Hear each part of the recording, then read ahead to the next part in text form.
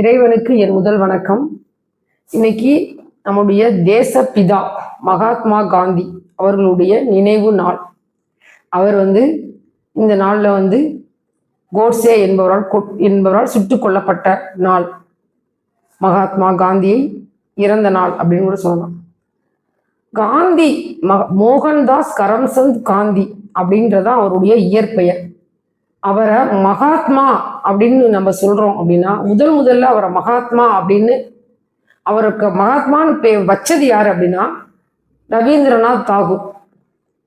மகாத்மான்னு கூப்பிட்டது முத மகாத்மா அப்படின்னு சொல்லி அவரை கூப்பிட்டது, அவரை அழைத்தது யாருன்னா நேதாஜி சுபாஷ் சந்திர போஸ்.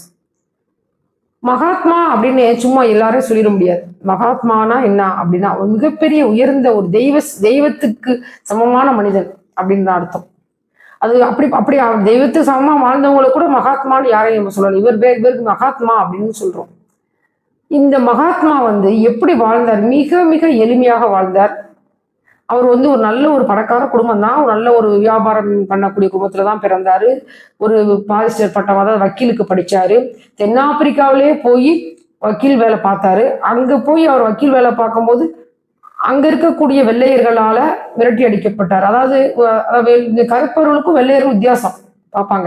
அங்க இருந்து ஆரம்பிச்சது அவர் மனசுல. கோர்ட்டுக்குள்ள தலைப்பாயோட போகும்போது அவர் வெளியே தலைப்பாய் எடுங்கன்னு சொல்லும் போது அவர் கோர்ட்டை விட்டு வெளியே போயிடுறாரு. அது ஒரு ரயில்ல இருந்து அவர் தள்ளி விடப்படுறது எல்லாருமே தெரியும். தென்னாப்பிரிக்காவிலேயே அவரை ஒரு இனம் பிரிச்சு செய்யறத பார்த்து இது இருக்கக்கூடாது அப்படின்னு நினைச்சவர். அப்புறம் இந்தியா 1924 இந்திய தேசிய காங்கிரசினுடைய தலைவராக இருக்கிறாரு.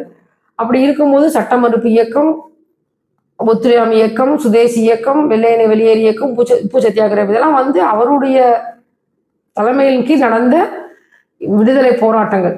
இதுலதான் அவர் அகிம்சையை மட்டும்தான் நம்பினார். அகிம்சையில மட்டும்தான் நம்ம ஜெயிக்க முடியும் அப்படின்னு நினைச்சாரு. எப்படி அகிம்சையில ஜெயிக்க முடியும்னா எப்பயுமே யார் என்ன எத்தனை சூழ்நிலை வந்தாலும், எத்தனை நெருக்கடிகள் வந்தாலும், எத்தனை சோதனைகள் வந்தாலும் சத்தியத்தை மட்டும் விடாமல் கடைபிடிச்சிட்டு வந்தார். அதனால அவர் எல்லாருக்குமே பிடிச்சி, அவர் சொல்றதுக்கு மறு பேச்சு பேச மாட்டாங்க. அந்த அளவுக்கு காந்தி என்ன சொல்றாரோ அதை அப்படியே கேட்பாங்க அந்த காங்கிரஸ்ல இருக்கிறவங்க. அப்படித்தான் காந்தி வாழ்ந்தார். யாருக்கும் எந்த கெடுதலும் செஞ்சிடக்கூடாது, வன்முறையில போயிடக்கூடாது அப்படின்னே அவர் அவருடைய வாழ்க்கை இருந்துச்சு.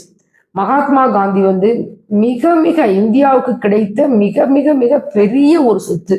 காந்தி தான் அதனாலதான் இந்தியாவில் எத்தனையோ பேர் தோன்றியிருக்காங்க, எத்தனையோ பேர் நம்ம பாரத நாட்டை ஆண்டிருக்காங்க. இது எல்லாரும் இருந்தாலும் எல்லாருக்கும் கிடைக்காத புகழ் நம்மளுடைய தேச தந்தை அப்படின்னு நம்ம மகாத்மா காந்தியை தான் சொல்றோம். இந்த ஒரு விஷயம் போதும் மகாத்மா காந்தியை நம்ம கொண்டாடுவதற்கு. காந்தியை வணங்குவோம், காந்தியின் கொள்கைகளை நம்ம கடைபிடிப்போம். அதாவது காந்தி என்ன சொல்லி அகிம்சை வழி நடக்கணும். மனச்சாட்சி, உலகத்தில் உள்ள அத்தனை நீதிமன்றங்களை காட்டிலும் உன்னுடைய மனச்சாட்சி தான் உயர்ந்த நீதிமன்றம். அந்த மனச்சாட்சிக்கு பயந்து நட அப்படின்னு சொல்றாரு. அகிம்சை, அதாவது ஒரு வீரமிக்கவர்களால தான் வீரமிக்கவர்களுடைய இதுதான் அகிம்சைன்றார். அவங்களுடைய வீரமா இருக்கிறவங்கள தான் அகிம்சை இருக்க முடியும்னு சொல்றாரு. அது மாதிரி காந்தியடிகளுடைய கொள்கைகளை கடைபிடித்து அண்ணல் காந்தியினுடைய நினைவு நாளில் நாம் எல்லாரும் காந்தியினுடைய கொள்கைகளை கடைபிடித்து சத்தியத்தின்படி நடப்போம் என்று சொல்லிக் கொள்கிறேன். காந்தியினுடைய புகழ் என்றென்றும் வளரும். காந்தி இந்த மண்ணுள்ளவரை காந்தி வாழ்வார். காந்தியை வணங்கி நன்றி, வணக்கம்.